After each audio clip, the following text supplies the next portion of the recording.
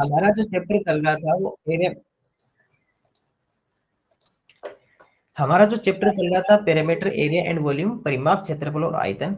वैसे हमने कल उसके सभी क्वेश्चंस कर लिए थे, सभी ज्योमेट्रिकल फिगर्स, ज्यामिति आकृतियां देख ली थी, लेकिन फिर भी हमें एक छोटा सा टॉपिक ट्राइंगल, जिसे त्रिभुज कहते हैं, उसको भी आज थोड़ा सा डिटेल में पढ़ लेते हैं। ताकि कई बार क्या होता है कि मेनली क्वेश्चंस आते नहीं है, लेकिन आपको ट्राइंगल सीखने से क्या होगा कि कई बार ऐसा क्वेश्चन आ जाए कि आपको एरिया निकलवा ले या फिर आपसे परिमाप फाइंड आउट करवा ले, तो आपको पता रहना चाहिए। तो थोड़ा सा एक टॉपिक और रहा है हमारा छोटा सा ट्राइंगल, उसे भी देख लेते हैं और उसके बाद में फिर हम ये चैप्टर हमारा कंप्लीट हो जाएगा।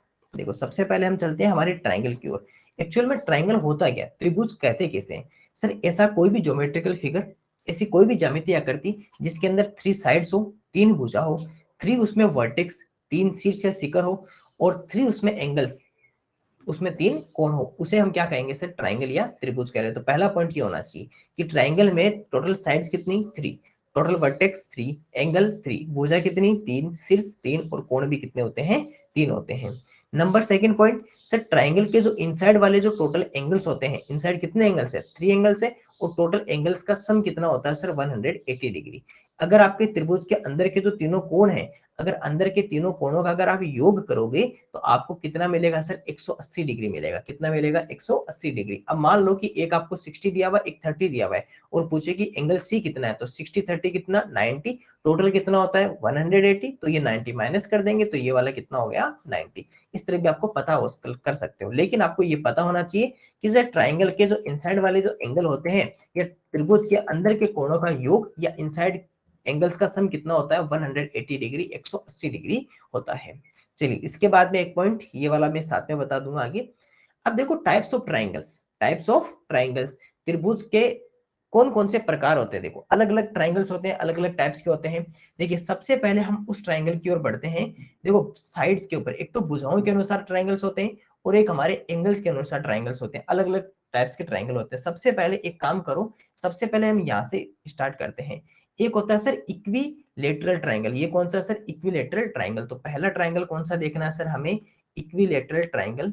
इक्विलेटरल ट्राइंगल आप सबको, बहुत सारे स्टूडेंट्स को पता है, क्योंकि आप आपकी जो स्कूल की बुक है उसके अंदर भी आपको पता होगा, लेकिन फिर भी आप एक बार देख लीजिए। इक्विलेटरल ट्राइंगल, इसे इसे कहते हैं सर समबाहु त्रिभुज। इसे कहते हैं, हिंदी में कहते हैं इसे समबाहु त्रिभुज, समबाहु त्रिभुज।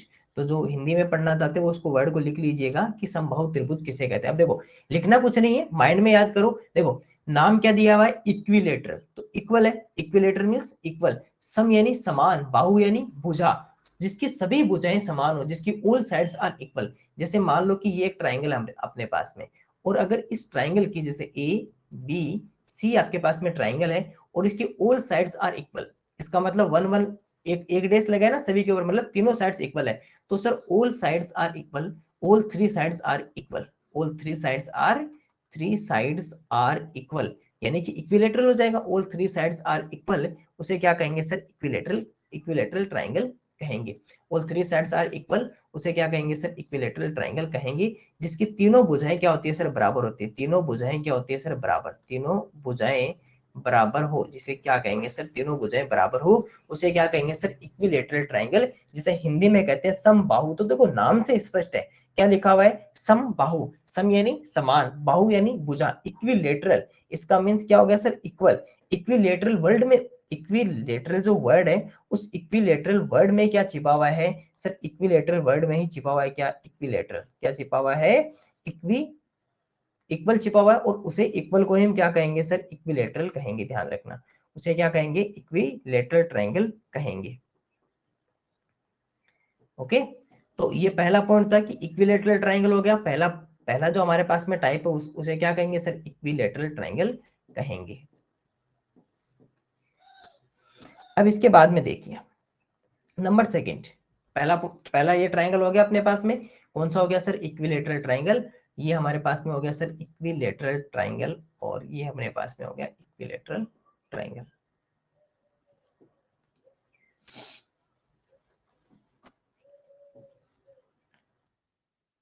Okay, number first equilateral triangle. Number second देखते हैं इसके बाद में कौन सा होगा। नंबर फर्स्ट, इसको नंबर फर्स्ट लिख देते हैं। नंबर सेकंड, देखिए नंबर सेकंड अगर आप ट्रायंगल देखना चाहते हो तो आप कौन सा कहोगे नंबर सेकंड में?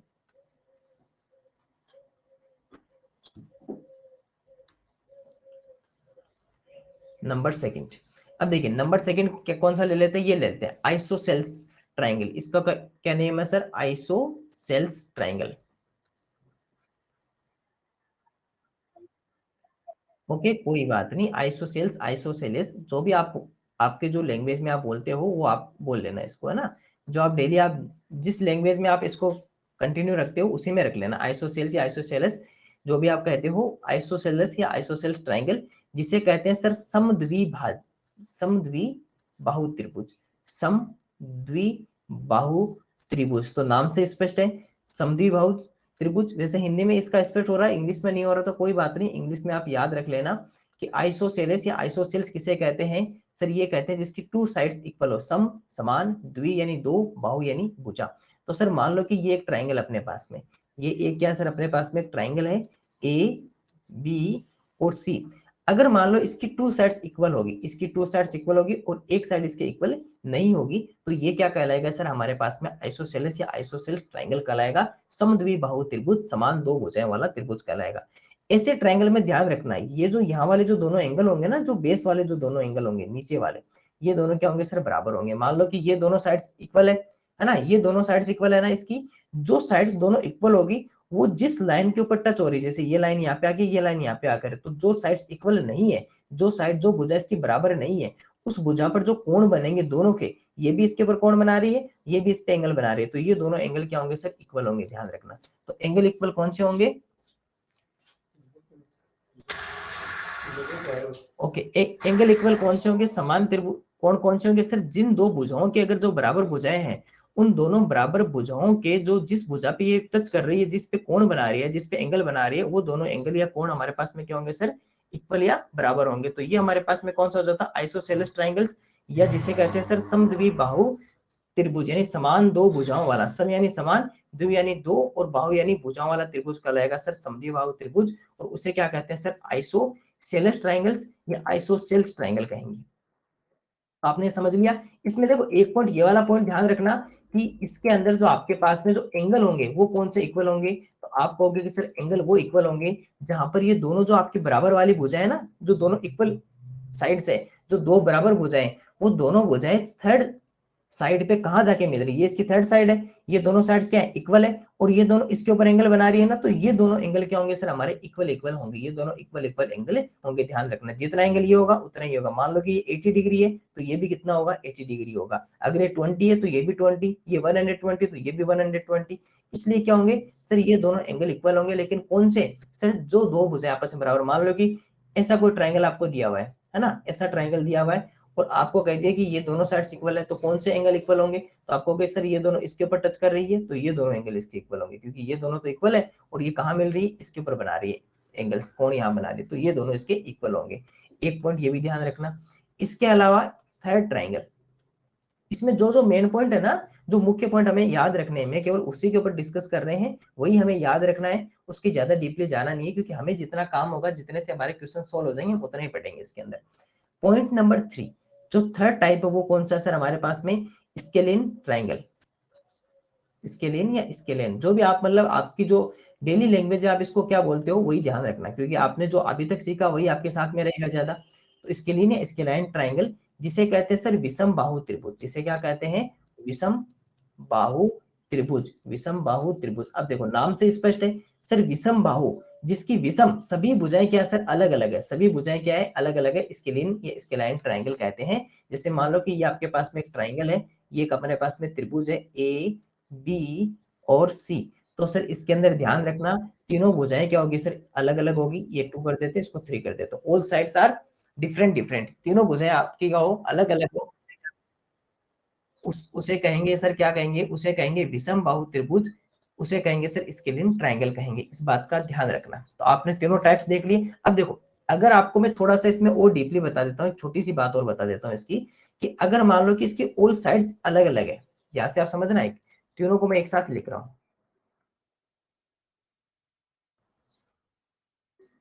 ठीक है।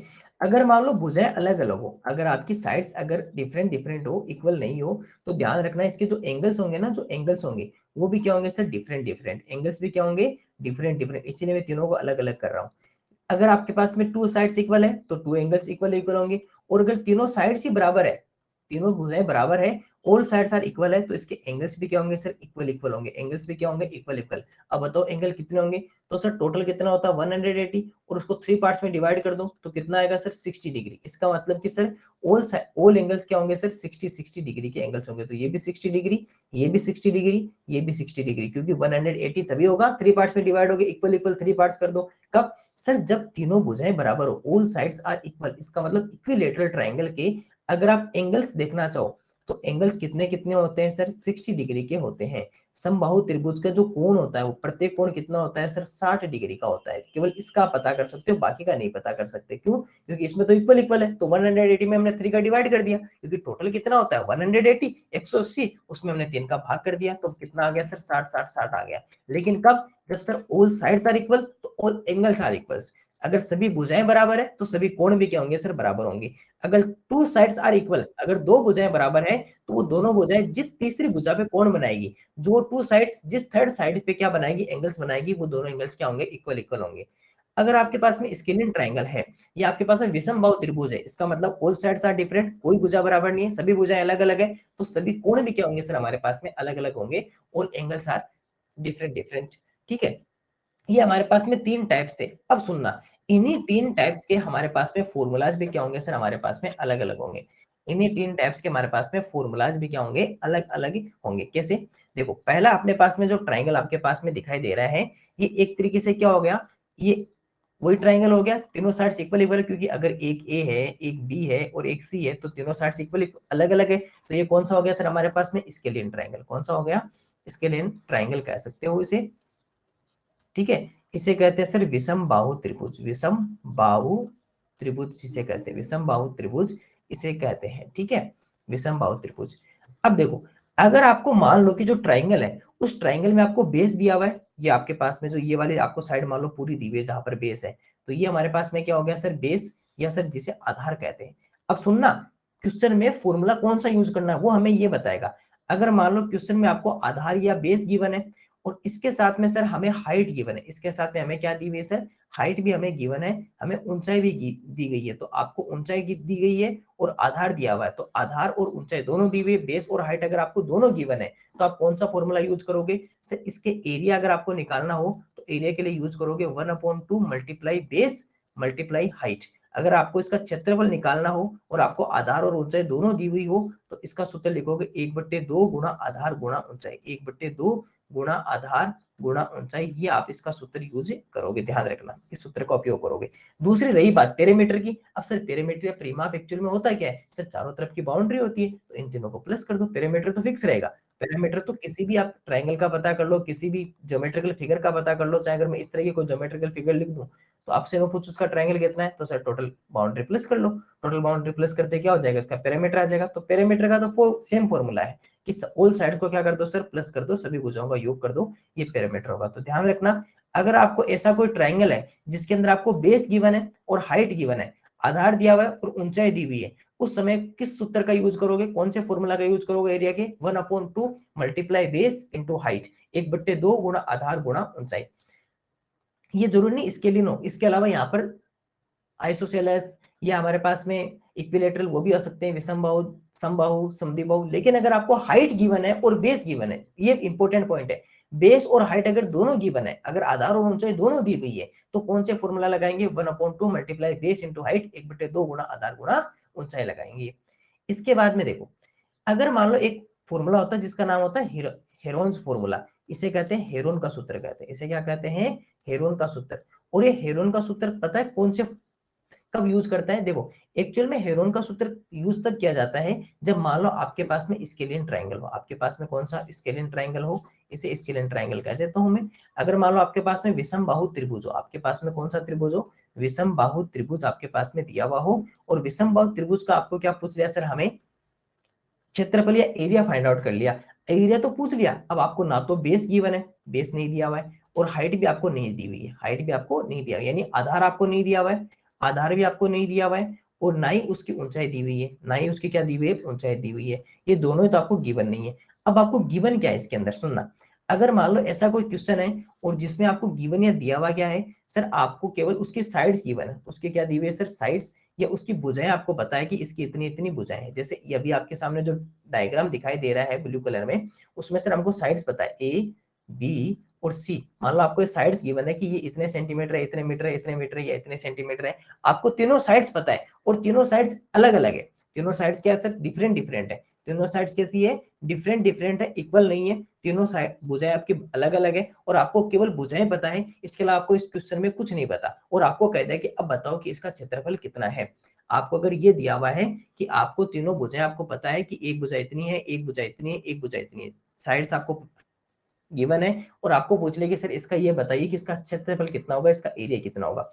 तो ऐसे क्वेश्चन में जब आपको ओनली साइड्स पता हो, केवल भुजाएं पता हो, तो उस समय हेरोन का सूत्र का यूज करेंगे, हेरोन के फॉर्मूला का यूज करेंगे। अब सर हेरोन का फॉर्मूला क्या होता है, इसको कैसे यूज करें, ये भी हम सीख लेते हैं। देखो, सबसे पहले आपको करना क्या है कि आपको जो भी ट्राइंगल दिया हुआ है, आपको जो भी आपको क्या है सर, हमें जो भी ट्राइंगल गिवन है, मान लो कि आपको ये एक ट्राइंगल यहाँ पर गिवन, आपको त्रिभुज आपको पता है कि सर ये त्रिभुज है, ये लीजिए ट्राइंगल बना लिया।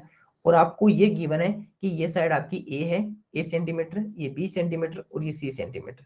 अब आपको कहा कि चलिए इसका एरिया फाइंड आउट कीजिए, इसका क्षेत्रफल बताइए। तो इस समय जो एरिया होगा उस समय हमें हेरोन के फॉर्मूला का यूज करना होगा। कौन से फॉर्मूला का यूज करना होगा सर, हमें हेरोन के फॉर्मूला का या हेरोन सूत्र का या हेरोन फॉर्मूला का यूज करना होगा। कैसे यूज करते हैं, देखो, सबसे पहले इसका पेरीमीटर निकालना है। सबसे पहले इसका क्या निकालना है, पेरीमीटर।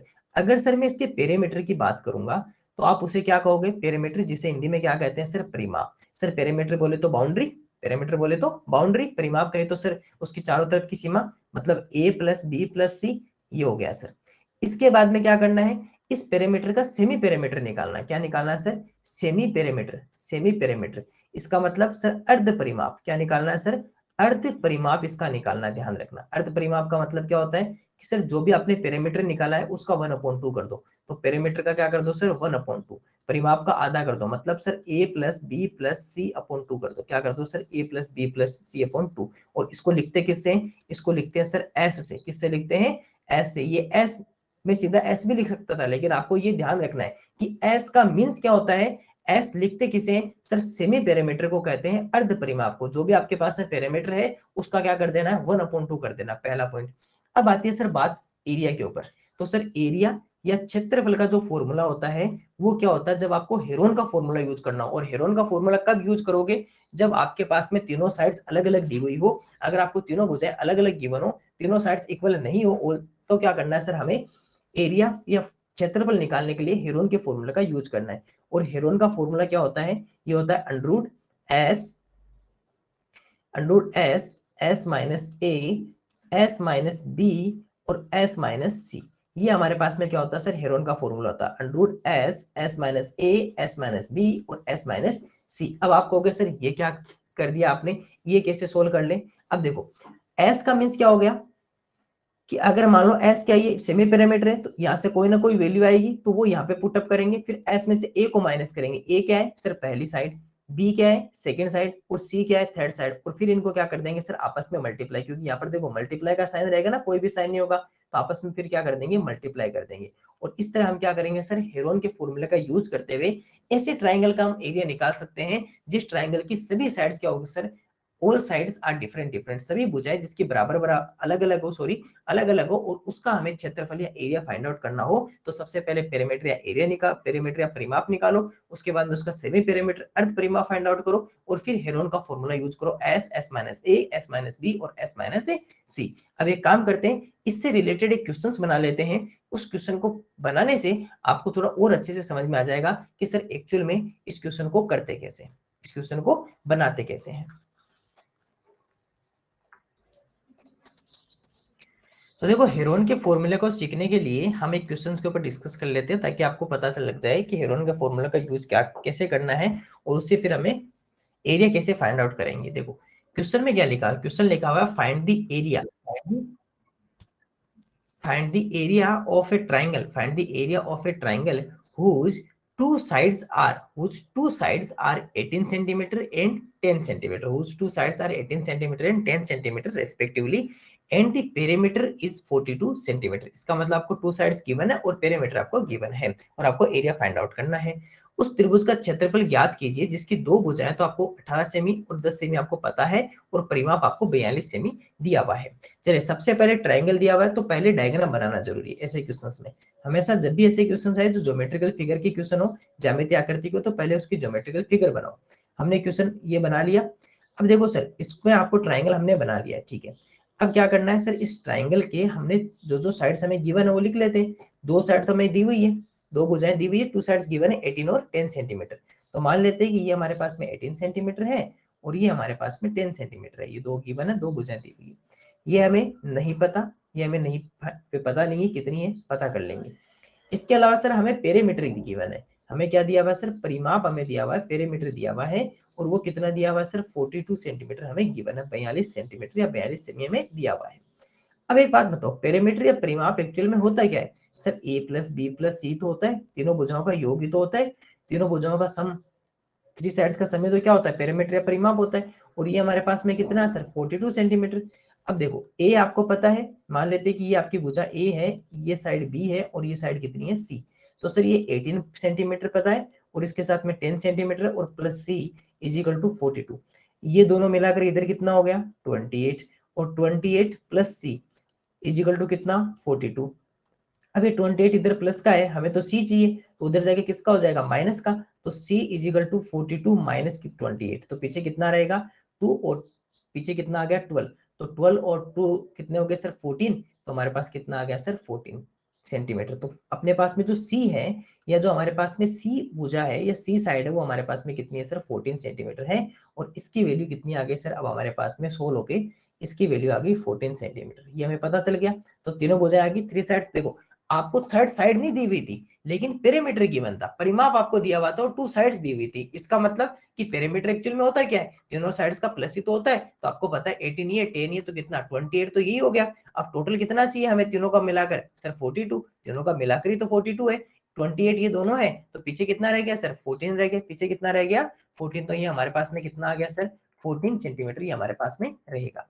अब चलिए, अब हमें क्या करना है, देखो 18 10 14 तीनों साइड्स अलग अलग है, तीनों साइड डिफरेंट डिफरेंट है। इसका मतलब ये स्केलियन ट्राइंगल है, ये विषमबाहु त्रिभुज है। और ऐसे त्रिभुज के लिए, इस तरह के ट्राइंगल के लिए हमें कौन से फॉर्मूला का यूज करना पड़ेगा सर, हमें हेरोन्स के फॉर्मूले का यूज करना पड़ेगा, हेरोन के सूत्र का यूज करना पड़ेगा। और वो एरिया क्या होता है उसके क्षेत्रफल का सर, उसके फॉर्मूले का होता है S, S minus A, S minus B और एस माइनस सी।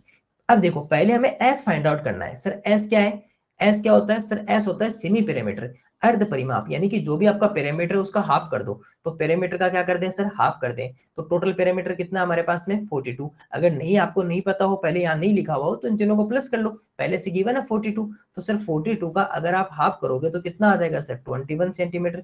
इसका मतलब सर एस की वैल्यू कितनी आ गई, 21 सेंटीमीटर। अब देखिए एस, अब इसको सोल्व करते हैं सूत्र को। एस, एस कितना है, 21, 21 एस माइनस सर ए क्या है सर, ए साइड कितनी है सर, 18। तो यहाँ पर कितना लिखा सर, 18 ब्रैकेट, फिर से एस, तो एस कितना है 21 माइनस बी, सर बी कितना है 10, बी कितना अपने पास में 10 ब्रैकेट, ब्रैकेट एस, एस कितना है 21 माइनस सी, सी कितना है सर 14, सी कितना है 14। ध्यान से देखना सभी स्टूडेंट क्वेश्चन को, अच्छा क्वेश्चन है, आपको अभी समझ में आ जाएगा कैसे क्या वैल्यू पुटअप करते हैं। अब देखो इनको कीजिए, अगर इनके बीच में कोई साइन नहीं रहेगा तो किसका साइन रहेगा सर, मल्टीप्लाई का साइन रहेगा। चलो इनको माइनस करते जाओ और मल्टीप्लाई में लिखते जाओ।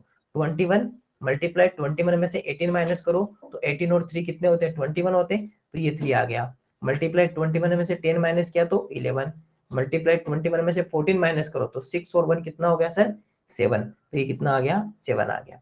अब देखो एक बात सुनना, जब भी आपको मैं एक और यहाँ से एक छोटा सा पॉइंट और बता देता हूँ, कि मान लो कि आपके पास में, अगर मैं इस तरह लिखता हूँ √7 मल्टीप्लाई 7, क्या लिखा मैंने, √7 मल्टीप्लाई 7, तो इसका मतलब पता है इसका वैल्यू कितना होगा, इसका होगा सर वैल्यू 7। सर ऐसा कैसे, याद करो मैंने आपको क्या बताया था कि अगर मान लो किसी के भी अंदर की तरफ स्क्वायर हो तो स्क्वायर से अंडरूट क्या हो जाता है, हट जाता है। और ये 2 टाइम्स अगर मल्टीप्लाई हो रही है तो इसका मतलब क्या है सर, ये स्क्वायर ही तो है, 2 टाइम्स मल्टीप्लाई हो रही है तो क्या हो रही है सर, स्क्वायर, तो स्क्वायर से अंडर हट जाएगा। तो ध्यान रखना, जब भी आप किसी भी नंबर का अगर आप अंडर कर रहे हो, स्क्वायर रूट कर रहे हो या वर्गमूल कर रहे हो, स्क्वायर रूट कर रहे हो या क्या कर रहे हो सर, वर्गमूल कर रहे हो, उस समय आपके पास में अगर अंडर में सेम नंबर 2 टाइम्स अगर मल्टीप्लाई हो रही है तो अंडर हटाकर इस नंबर को 1 टाइम लिख देना। ध्यान रखना, क्या कर देना, 1 टाइम बाहर लिख देना।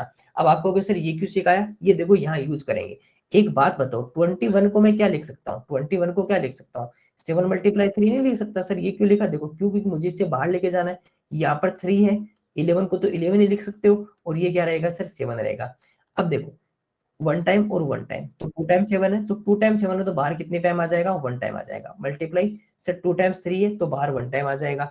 11 कितनी टाइम है सर, 1 टाइम है, एक बार लिखा गया है, तो 11 को बाहर ले नहीं सकते, 11 को क्या नहीं कर सकते, बाहर की तरफ नहीं ला सकते, क्योंकि अंदर एक ही बार लिखा हुआ है, तो 11 अंदर की अंदर रह जाएगा। अब टोटल वैल्यू कितनी आ गई सर, 7 3 जा 21, तो 21 रूट 11 सेंटीमीटर स्क्वायर वर्ग सेमी, क्योंकि एरिया किस में आता है, वर्ग सेमी में आता है ना, स्क्वायर में आता है इसलिए। अब देखो यहां तक क्या किया, दोबारा देखो, पहले हमें सेमी पेरीमीटर जरूरी है, तो पेरीमीटर का हाफ कर दिया, पेरीमीटर गिवन था उससे साइड पता कर ली, और उसके बाद में पेरीमीटर का हाफ करके एस की जगह एस की वैल्यू लिखी 21, ए की जगह ए की वैल्यू फर्स्ट साइड 18, बी कितनी है 10 और सी कितनी है 14, सब वैल्यू लिख दी, माइनस कर दिया, बीच में कोई साइन नहीं था तो मल्टीप्लाई कर दिया। फिर हमने सबको देखो, ये तो आपकी इसका तो और ज्यादा डिवाइड नहीं कर सकते, 7 को 11 को नहीं कर सकते, 3 को नहीं कर सकते, अभी 21 को और ज्यादा हम तोड़ सकते हैं, जब हमने फैक्टर्स सीखे थे इसके और फैक्टर्स कर सकते हैं क्या सर, इसको 7 मल्टीप्लाई 3 भी लिख सकते हैं। अब देखो अंदर की तरफ जो 2 टाइम्स है वो बाहर आकर कितना हो जाएगा सर, 1 टाइम हो जाएगा,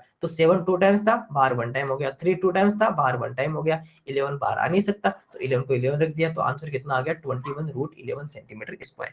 इस तरह के आपको ये हेरोन का फॉर्मूले का यूज करते हुए ऐसे ट्राइंगल का आप क्या कर सकते हो, एरिया फाइंड आउट कर सकते हो, जो ट्राइंगल स्केलिन ट्राइंगल हो, स्केलिन या फिर विषम भाव त्रिभुज हो जिसकी तीनों भुजाएं अलग अलग हो, फिर भी आपको उसका एरिया पूछ ले, तो आप ऐसे त्रिभुज का अगर क्षेत्रफल या एरिया फाइंड आउट करना हो तो आपको हेरोन का फॉर्मूले का यूज करना पड़ेगा, और हेरोन का फॉर्मूले का जब यूज करोगे तो उस समय आपको एस फाइंड आउट जरूरी है। एस क्या है, सेमी पेरीमीटर या अर्ध परिमाप, जो भी आपका पेरीमीटर है उसका हाफ कर दो, और उसके बाद में S, S minus A, S minus B और एस माइनस सी का यूज करते हुए इसका एरिया या क्षेत्रफल आप फाइंड आउट कर सकते हो। तो छोटा सा क्वेश्चन था, इस क्वेश्चन के साथ में हमने ये सीख लिया कि हेरोन के फॉर्मूले का यूज कैसे करते हैं और हेरोन का फॉर्मूला होता क्या है।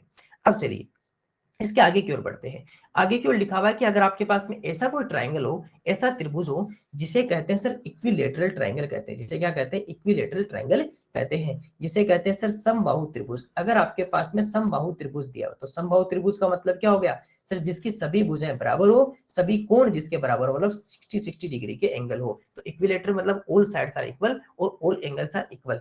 तीनों देखो, तीनों साइड्स क्या है, ए और ए, अगर तीनों साइड्स ए हो और पैरामीटर तो क्या होगा 3 है सर, 3 है कैसे आया, अरे ए तीनों को प्लस कर दो 3 हो जाएगा ना, अगर ए प्लस ए तो कितना हो गया 3 होगा। लेकिन सर अगर आपको इक्विलेटरल ट्राइंगल या समबाहु त्रिभुज का अगर आपको एरिया या क्षेत्रफल पूछ ले, या हमारे पास में क्या है एरिया या क्षेत्रफल पूछ ले, तो उसका हमेशा क्या लिखना है, √3/4 ए स्क्वायर। मतलब कि अगर सर इसका हमें एरिया लिखना होगा तो हम क्या कहेंगे, √3/4 मल्टीप्लाई साइड स्क्वायर, मल्टीप्लाई क्या कर सकते हो सर, साइड स्क्वायर भी इसको कह सकते हो। अगर आपको इसका क्षेत्रफल पूछे तो क्षेत्रफल क्या लिखोगे सर, √3/4 गुना भुजा स्क्वायर, √3/4 गुना भुजा स्क्वायर। ये किसका होता है सर, इक्विलेटरल ट्राइंगल का फॉर्मूला होता है। अब देखो इक्विलेटरल ट्राइंगल का फॉर्मूला, अब एक बार के लिए मैं सभी फॉर्मूलाज एक साथ लिख देता हूं आपके लिए, ट्राइंगल के अलग अलग ट्राइंगल के लिए अलग अलग फॉर्मूला जो हमने पढ़े। देखो सबसे पॉइंट यहाँ पर क्या लिख देते हैं, formulas of triangle, formulas of triangle त्रिभुज के सूत्र, फॉर्मूलाज ऑफ ट्राइंगल त्रिभुज के सूत्र। ध्यान रखना ये एक पेज में आप लिख भी लेना, त्रिभुज के सूत्र, ताकि ये आपके काम आएंगे अगर मान लो त्रिभुज का दिया हुआ हो। साथ में ये भी लिखूंगा मैं आपको क्या क्या गिवन हो, है ना उस समय। देखो पहला जो फॉर्मूला था उसमें हमें क्या गिवन था कि सर मान लो आपको गिवन है, आपको दी हुई है, आपको गिवन है, दिया हुआ है क्या सर, एक तो हमें हाइट गिवन है, एक तो हमें क्या दिया हुआ है हाइट, और एक क्या दिया हुआ है सर हमें बेस, तो हाइट और एक बेस दिया हुआ है। अगर सर हमें ऊंचाई और आधार दिया हुआ है, हमें क्या दिया हुआ है सर, ऊंचाई, और ऊंचाई के साथ में आधार भी दिया हुआ है ना, ऊंचाई और आधार अगर आपको दिया हो तो मतलब कैसा ट्राइंगल हो गया, इस तरह का कोई ट्राइंगल है, ठीक है, और जिसमें हमें हाइट पता है और ऊंचाई पता, तो बेस और हाइट ऐसे त्रिभुज के लिए, ऐसे ट्राइंगल के लिए, तो सर ऐसे जो भी ट्राइंगल होंगे, इस तरह के ट्राइंगल के लिए आपको देखो पैरामीटर तो फिक्स है, पैरामीटर तो तीनों भुजाओं का योग होता है, वो तो फिक्स है। अगर आपको ऐसे ट्राइंगल का अगर आपको एरिया फाइंड आउट करना हो या आपको क्षेत्रफल पता करना हो, एरिया या क्षेत्रफल पता करना हो, तो उसका फॉर्मूला क्या होगा, 1/2 multiply base into height, multiply base into height, ये हमारे पास में फॉर्मूला होगा। इसे कह सकते हैं सर 1/2 गुणा आधार गुणा ऊंचाई, 1/2 गुणा आधार गुणा ऊंचाई। और ये कौन से ट्राइंगल के लिए काम में आएगा, जब आपको बेस और हाइट दोनों अगर आपको पता हो। नंबर सेकंड,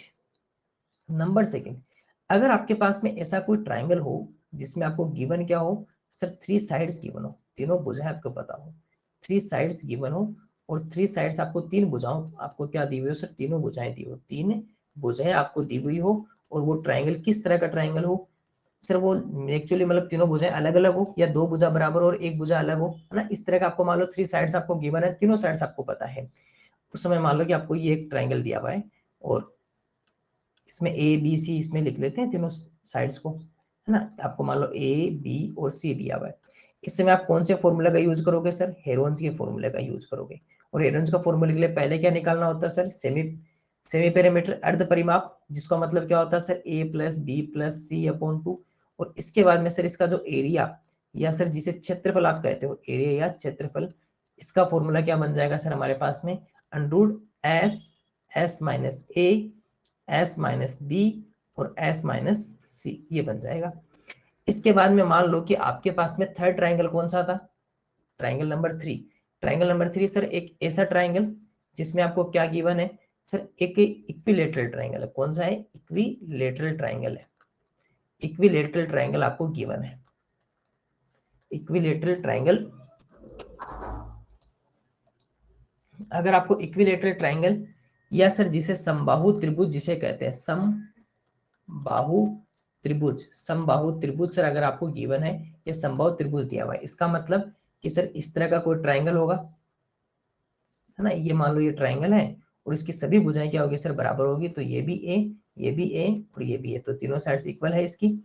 इसके लिए अगर आपको मान लो कि आपको एरिया फाइंड आउट करना हो, इसके लिए आपको अगर एरिया फाइंड आउट करना हो, तो उसका फॉर्मूला क्या होगा सर, √3/4। और इसके लिए यहाँ कर दो सर साइड स्क्वायर, क्या कर दो सर, साइड स्क्वायर। अगर आपको समबाहु त्रिभुज का क्षेत्रफल अगर पता करना हो, समबाहु त्रिभुज का क्षेत्रफल, तो क्या करोगे सर, √3/4 गुणा भुजा स्क्वायर, मल्टीप्लाई क्या हो जाएगा सर, भुजा स्क्वायर, यहाँ बीच में मल्टीप्लाई क्या रखना, मल्टीप्लाई साइड स्क्वायर, तो गुणा भुजा स्क्वायर। तो ये 3 फॉर्मूलाज हमें ध्यान रखने हैं। और ट्राइंगल के लिए अगर आपको पेरीमीटर पता करना है, तो उसका फॉर्मूला फिक्स है। अगर आपको किसी भी त्रिभुज का अगर आपको पेरीमीटर या सर परिमाप पता करना है, तो परिमाप का फॉर्मूला एक ही है, a प्लस बी प्लस सी। तीनों भुजाओं को क्या कर दो सर, जोड़ दो, 3 साइड्स का क्या कर दो, सम कर दो, उसे क्या कहते हैं सर, पेरीमीटर या परिमाप कहते हैं। तो तीनों फॉर्मूलाज लिख लीजिए, इनको याद कर लीजिए, और यही हमारा क्या है सर, यही हमारा ट्राइंगल है। और इस तरह हमने ट्राइंगल के सभी देख लिए। और थोड़ा सा एक टाइप्स बता देता हूं, अगर आपको एंगल के, देखो